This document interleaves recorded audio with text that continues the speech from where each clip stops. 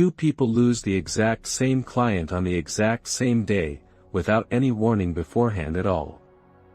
Same amount of income lost instantly. Same amount of warning given beforehand, which was none at all in either case. One spends the entire week complaining about it to anyone who'll actually listen to them. This always happens to me.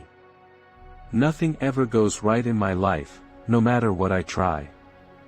The other spends that same week asking one completely different question instead, quietly to themselves. What does this actually free me up to build now, that I couldn't build before? 5 years later, one of them is still complaining about clients. The other built something far bigger because of that exact moment, directly. Most people's thinking runs on autopilot, completely without their awareness. Something difficult happens, and the first automatic question that appears is almost always the same one. Why is this happening to me specifically? That question feels natural, even justified in the moment. But it quietly traps you in a specific mental posture, one focused entirely on blame, unfairness, and victimhood. It doesn't produce a single useful answer, ever. It just produces more of the exact same feeling, over and over, without resolution. The top 1% think completely differently, not because they're naturally smarter or somehow immune to real hardship. They ask a different default question instead, almost automatically now, after years of quiet practice.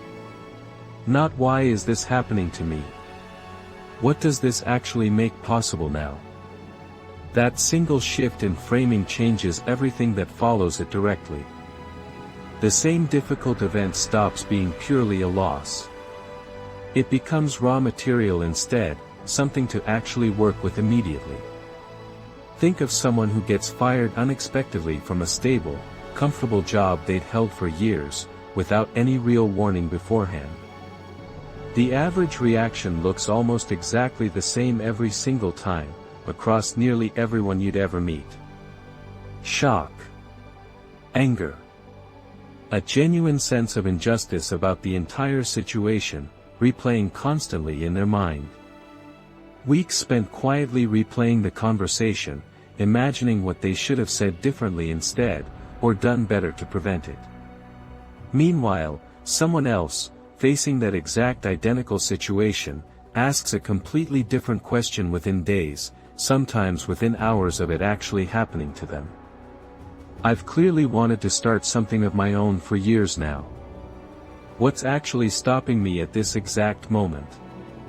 The job I was holding on to so tightly, out of fear, just disappeared for me on its own. That specific fear is gone now, completely removed from the equation.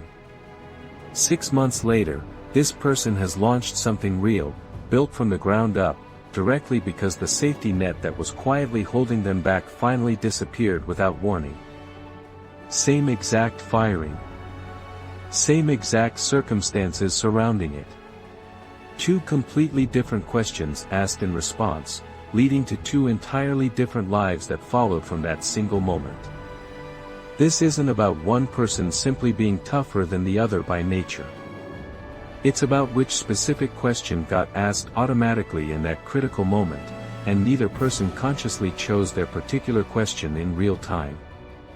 It happened by pure habit instead, built quietly over years of unconscious practice beforehand.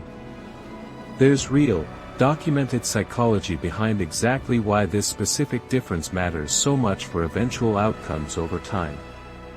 Researchers call it explanatory style, and it strongly predicts real outcomes across a person's entire life, in study after study. People with what's called an optimistic explanatory style see setbacks as temporary and specific to that one situation only. This one thing didn't work, not everything is broken in my entire life. People with a pessimistic explanatory style see setbacks as permanent and completely global instead, affecting everything. This always happens, nothing ever actually works for me in general, no matter what I do. The permanent, global explanation feels honest and realistic in the moment, almost humble even. But it quietly predicts worse outcomes across nearly every measurable area of life. Career success, physical health, relationship stability over time. The specific, temporary explanation isn't naive optimism or denial of real difficulty. It's simply more accurate, statistically speaking, and it happens to produce dramatically better real-world results across the board, consistently, over many years of study. This exact pattern shows up in something researchers call locus of control, closely related to explanatory style but distinct enough to matter separately in the research. People with an internal locus of control genuinely believe their actions actually shape their outcomes directly, most of the time. People with an external locus of control believe outside forces, luck, other people, unfair circumstances, mostly determine what happens to them instead, regardless of what they personally do. Internal locus correlates strongly with higher achievement, better health outcomes, and greater long-term life satisfaction, across dozens of separate studies conducted over many decades of research. Here's the genuinely important part almost nobody mentions clearly enough. This isn't a fixed personality trait you're simply born with, unable to change it. It's a thinking pattern, and thinking patterns are trainable, exactly like any other skill worth developing. The top 1% aren't naturally wired differently at birth in some special way. They've simply practiced a specific mental habit, deliberately or accidentally, until it became their genuine default response to real difficulty. So how do you actually start training this specific thinking pattern yourself, starting today? The next time something difficult happens, notice the automatic question your mind reaches for first, immediately. If it's "why is this happening to me?" don't fight it or judge yourself harshly for having it.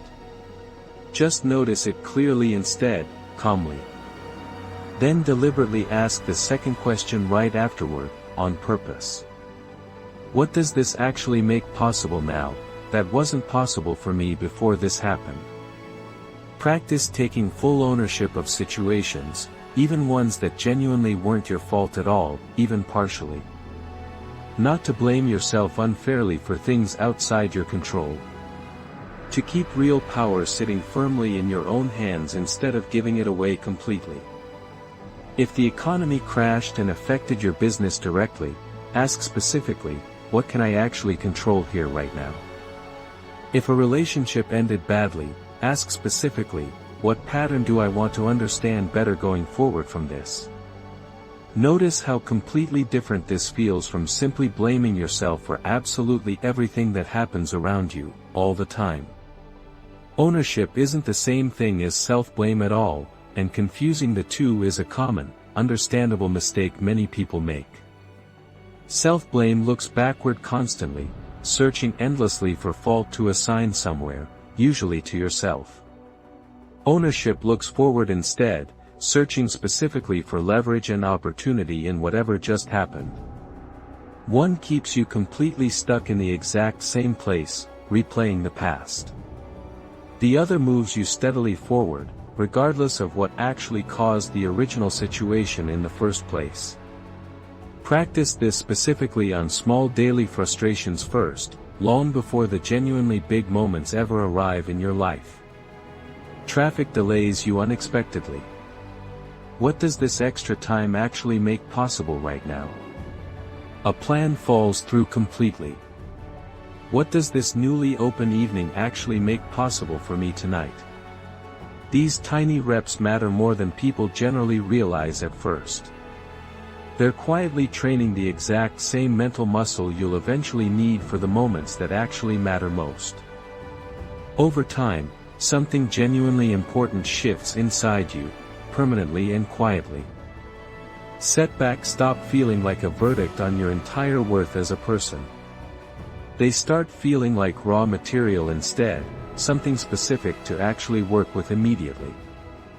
You're not becoming naive or unrealistic about real difficulty in any sense. You're becoming someone who consistently extracts more from the exact same events that other people simply survive and complain about afterward. So the next time life hands you something genuinely difficult and unfair, notice which question shows up first automatically in your mind, without any real effort. Then, deliberately, ask the second one anyway, even if it feels forced or unnatural at first attempt. What does this actually make possible for me now, in this exact moment? That single shift, practiced consistently over time, is genuinely closer to how the top 1% actually think than any specific habit or morning routine could ever be on its own. It was never really about being naturally smarter than everyone else. It was always about which specific question you actually choose to ask yourself.